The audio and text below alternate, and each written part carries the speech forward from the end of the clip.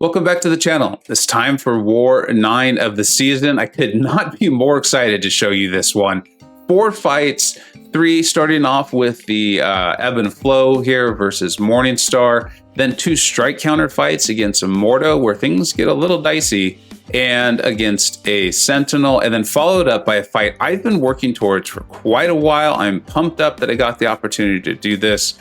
Rank 3 Awakened Cosmic Ghost Rider versus a Rank 3 Killmonger boss in an extremely tight war for S3NSU. All right, let's get to the show.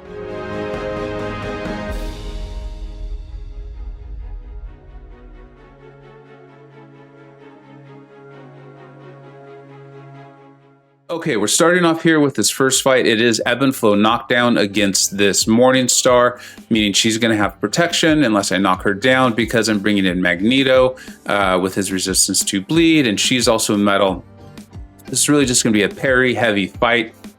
B Manny took a very similar fight not that long ago, and I was listening to that, and he talked about how you're going to be gaining the prowesses with Magneto, and so you really just want to make sure you don't press Morningstar to her SP2. I do know how to evade it. I'm actually quite comfortable with it. But, in war, a little slip of the thumb, a little slip of the finger, mistakes that we all make sometimes, that could end the fight, right? If you have enough buffs and she gets to her SP2. So just making sure she doesn't do that. And pretty simple fight here. Like I say, there's no easy fights in war. There's just enough pressure. This is an extremely close war against S3NSU. So just going to get to my, I don't recall if I get all the way to my SP3.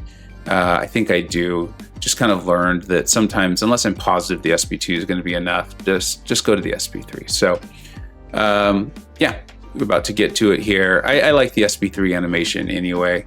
It's kind of fun. I think it's fitting with the Magneto character. So, but that's how to take that fight. So, and I'm just excited. I'm excited to talk about the Killmonger fight. I've really been working towards that, which reminds me, if you've been enjoying the content, please make sure you hit like, which is always helpful, but subscribe. That's the real one. And setting those notifications to help make sure you see the videos. All right, moving on to the strike counter combat power rate and the power drain with Mordo here. This is a little tricky, I think, because we're so used to playing Doom a certain way in the Doom cycle. I'm going to be doing my best to keep in mind the strike counter limitations there with the 5 lights, the 4 mediums, and the 2 heavies. You see that I'm going to get parried, and it's going to kind of throw me off my game a little bit. But for me, Doom is just, he's a confidence inducer, right? I mean, you know that you can take a little bit of a hit, you can take a little bit of a beating there, and you're gonna be right fine. So we got a nice little intercept there, and was able to go in for the heavy, right, because it's a passive, so it works a little differently. And then I thought I attacked late there, to be honest. That's what kind of started me on the not right path there. And so I started thinking a little too much, and then I got parried. And then I think I'm gonna get parried one more time here. And I'm starting to kind of not be too worried about the strike counter.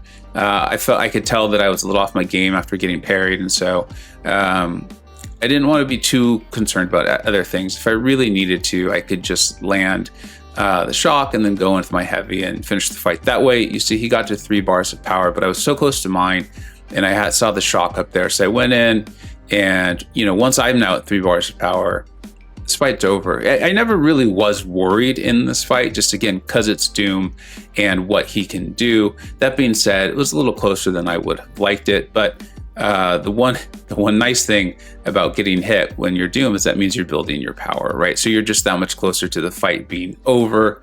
And so, like I said, I never really was very concerned there. I don't think that was the picture perfect way to take that fight, but not getting too worried is definitely something that you want to do, and just remembering your plan. Then I had to finish off the suicides. I did think that there was a chance I'd be cycling SP1s in that fight, so I didn't want to be running suicides. Just in case something did go wrong, I didn't want to be having to choose between throwing my specials and winning the fight, especially if I needed to throw the SP1 over and over. So went ahead and put on the suicides here. You see we have another strike counter combat rate fight here, and then the power sting that's going to be added once we go over the bar of power. I'm going to be using Magneto. So worst case scenario, like let's just say it did go bad, I figured I could just parry heavy and this fight would end. It might not be pretty, it might not be beautiful, but who cares, right? The whole idea is just to get a solo. So that was my plan, was to kind of try to pay attention to the strike counter. And then if at some point I just didn't feel like it anymore, I was just going to go heavy. I saw how much damage my heavy did right off the bat, and so I knew that it's probably just going to go to just the parry heavy, you know. Evade his SP1 here. He is a defensive defender, so he went indestructible, but you can just block. You can just block the those beams and it's no big deal. So the indestructible is already off, and yeah, we're just going to do this parry heavy here. I don't recall if I throw the SP2 or not, if I just end it in the heavy. The war, like I said, is extremely, extremely tight. I think it was like 3-2 on defender kills. We were up on attacker kills at this point. And these wars still matter. I'm not sure that we do have masters necessarily locked in, but it's nice. It's nice to get that locked in as soon as you possibly can, and just know that it's done. You can relax a little bit there. So, okay, this is the fight. This is the one. I've been waiting for this pretty much all season. I knew it would eventually be coming. My BG leader, my alliance leader let me know this is going to be coming. I've done my duels, and yeah, I've seen some of the videos on it, and I decided to do something a little bit different. It's been a long time since I soloed a boss. I'm talking like Ghost versus Morningstar long. So for those of you who remember when Morningstar was a war boss. And so I just wanted less things to be thinking about. So I went ahead and removed dexterity.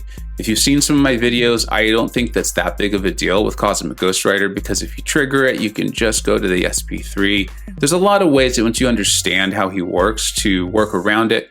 But I knew that I was going to want to get off at least one SP2 without having already triggered dexterity. I wanted that huge buff that can come from it. So I just removed it. It's not like there's going to be another fight anyway, right? So if I took a little damage, no big deal. So let's get into the fight. Now that you know that, I am boosted through the roof, and I'm going to use those cosmic power backs like we've seen. It comes in handy, let me tell you. And went with the indestructible again, just in case. Like, who knows? Who knows? What if I push him to SP3? What if I take a heavy? And just really started off, I had done a lot of duels, and I knew the spacing on the heavy and that I could withstand him pounding on my block for a while. My 3-star was holding up just fine to the 6. As you see, we didn't trigger dex, but we also didn't trigger the global, which was really helpful. So I think we're going to try to bait a special here. Nope. Just threw the heavy, got that off, and then now baited the special, and going to go in for the SP2. Look at the damage. You see the armor breaks building. You see the damage building. We've got the 7 now. So now his judgments have fallen off. We're going to be able to start that over. And once you know the spacing, this fight wasn't nearly as bad as I thought it would be. You can see I'm getting really comfortable there. 26,000 mediums intercepting in the middle of the screen. Killmonger's been in the game a long time, so I think a lot of us are real familiar with his animations. I wanted to let the indestructible wear off there, so I intentionally let him hit into my block before I threw this SP3. And I already kind of knew earlier, but here's where I really knew. I'm like, I've won this fight. I know I've won this fight. Little celebrations going off as this SP3 animation is happening. I'm just so pumped up, and I'm like, you know what, let's just get to that SP2. It's like he knew I had won the fight. You saw him like try to retreat there, and Cosmic Ghost Rider was like, no, that's not happening. Baiting the heavy, and just gonna go in. We're gonna slow this down. Take a look at this. So 11,000, 24, 28, 18, and 71. Absolutely destroyed that Killmonger. Rank 3 Cosmic Ghost Rider, absolutely destroying Alliance War bosses. It feels so good. It was so fun to do. I am so appreciative that I got the opportunity, and the leaders in the BG sticking with me and giving me the shot to do it. So as we can see, you can see the results. You can see what Cosmic Ghost Rider can do. I mean, we all knew it, but it's another thing to actually go in and be able to do it for the Alliance. So don't know the result of the war yet. When I signed off, I think they had 5 defender kills and we had 4, but we were much farther ahead in the attacker kills. So hopefully that holds up. Shout out to my MVPs for this war of Legacy and One Punch Main, who has been showing a lot of their videos of their solos.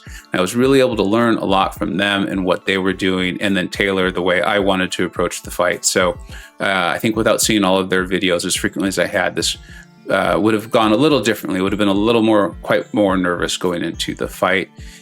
So thank you so much for watching. Quick shout out to SMS. Good luck, but not too much good luck in the rest of this war. And thanks so much for watching. Take care. I hope you either learned something, were entertained, or even better, a little bit of both. Don't forget to like, subscribe, and follow on Twitter at VegaGaming583. Thanks so much for watching. Take care.